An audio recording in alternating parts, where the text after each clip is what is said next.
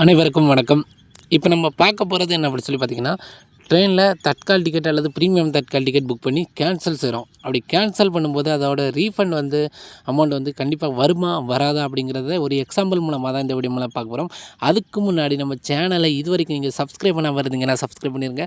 பக்கத்தில் இருக்க பெல் ஐக்கானையும் கிளிக் பண்ணி வச்சிட்டிங்கன்னா நம்ம போடக்கூடிய வீடியோக்கள் அனைத்தும் உங்களுக்கு எளிதாக கிடைச்சிடும். வாங்க, உங்களுக்கு வித் ப்ரூஃபோட இந்த வீடியோவை காமிச்சிடும். நீங்கள் எந்த ஐடியில் ட்ரெயின் டிக்கெட் புக் பண்ணிங்களோ அந்த ஐடியை லாகின் பண்ணி வைக்க வேண்டியது இருக்கும். இப்போ ஐஆர்சிடிசி அப்ளிகேஷன் ஓப்பன் பண்ணிவிட்டு நான் எந்த ஐடியில் ட்ரெயின் டிக்கெட் புக் பண்ணனோ அந்த ஐடியை லாகின் பண்ணியாச்சு. லாகின் பண்ணுறதுக்கு யூசர் ஐடி பாஸ்வேர்டு அடிச்சுட்டு கேப்சா கோட்லாம் அடிச்சுட்டு லாகின் அப்படிங்கிற ஆப்ஷன் இருக்குது பார்த்தீங்களா, அதை கொடுக்குறேன். அதை கொடுத்ததுக்கப்புறம் வெரிஃபையிங் யூசர் ஆகி ஒரு பின் நம்பர் கேட்கும். இந்த அப்ளிகேஷனில் முதல் முறையாக லாகின் பண்ணணும் அப்படின்னு சொல்லிங்கன்னா பின் நம்பர் ஒரு 4 பின் நம்பர் செட் பண்ணணும். அது எந்த நம்பராக இருந்தாலும் பரவாயில்ல, செட் பண்ணிவிட்டு சப்மிட் கொடுக்கணும். ஓகேவா, நீங்கள் இந்த ஐடியை ஆல்ரெடி கம்ப்யூட்டரில் லாகின் பண்ணி புக் பண்ணியிருப்பீங்க. இருந்தாலுமே செல்ஃபோனில் லாகின் பண்ணும்போது இந்த மாதிரி பின் நம்பர் செட் பண்ண வேண்டியது இருக்கும். அதில் ட்ரெயின் அப்படிங்கிற ஆப்ஷன் இருக்குது பார்த்தீங்களா, அந்த ட்ரெயினுங்கிற ஆப்ஷனை நம்ம செலக்ட் பண்ண வேண்டியது இருக்கும்.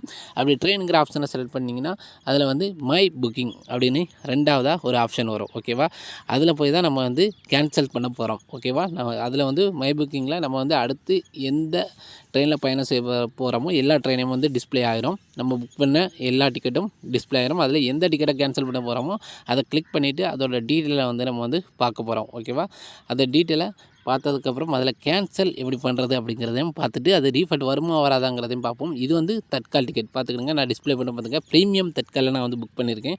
ஆனால் துரதிர்ஷ்டவசமாக அவங்களால போக முடியாத சூழ்நிலை, இல்லைனா ஒருவேளை அவங்க இன்றைக்கே அர்ஜெண்ட்டாக போக வேண்டிய சூழ்நிலை. தட்காலுங்கிறது நாளைக்கு போகிறதுக்கு இன்றைக்கி புக் பண்ணக்கூடிய டிக்கெட்டு. ஆனால் இன்றைக்கே போக வேண்டிய சூழ்நிலையால் இதை கேன்சல் பண்ண சொன்னாங்க. ஆனால் கேன்சல் பண்ணால் பணம் வராது அப்படி சொல்லி சொன்னேன். இருந்தாலும் கேன்சல் பண்ண சொன்னாங்க. அந்த ப்ரூஃபை தான் நம்ம பார்க்க போகிறோம். இதில் ரைட் சைடில் 3 டாட் இருக்குது பார்த்தீங்களா, அந்த 3 டாட்டை தான் கிளிக் பண்ண போகிறோம். கிளிக் பண்ணிவிட்டு கேன்சல் பண்ண போகிறோம். அந்த 3 டாட்டை கிளிக் பண்ணும்போது அதில் நிறையா ஆப்ஷன் வரும். அதில் கேன்சல் டிக்கெட் அப்படின்னு ஒரு ஆப்ஷன் இருக்குது பார்த்தீங்களா, அந்த கேன்சல் டிக்கெட் ஆப்ஷனை கொடுத்துட்டு நம்ம எல்லா பேரையும் செலக்ட் பண்ணுறோம். செலக்ட் ஆல் அப்படின்னு கொடுத்துட்டு எந்தெந்த பேர்லாம் டிக்கெட் புக் பண்ணுறோமோ எல்லா பேரையும் செலக்ட் பண்ணுறோம். இது எதுக்கு கேன்சல் பண்ணி விட்றோன்னா, நமக்கு கிடைக்காட்டும் தட்காலுக்காக வெயிட் பண்ணிட்டு இருப்பாங்க தெரியுமா, வெயிட்டிங் லிஸ்ட்டில் அவங்களுக்கு கிடைக்கும். இதிலே போட்டாச்சு no refund amount these cancellation அப்படி சொல்லி போட்டாச்சு. நான் அவர்கிட்ட இதுதான் சொன்னேன், கேன்சல் பண்ண முடியாதுன்னு. இருந்தாலும் கேன்சல் பண்ணி பாரு, ஒருவேளை பணம் வந்தால் பாரு அப்படின்னு சொன்னாங்க.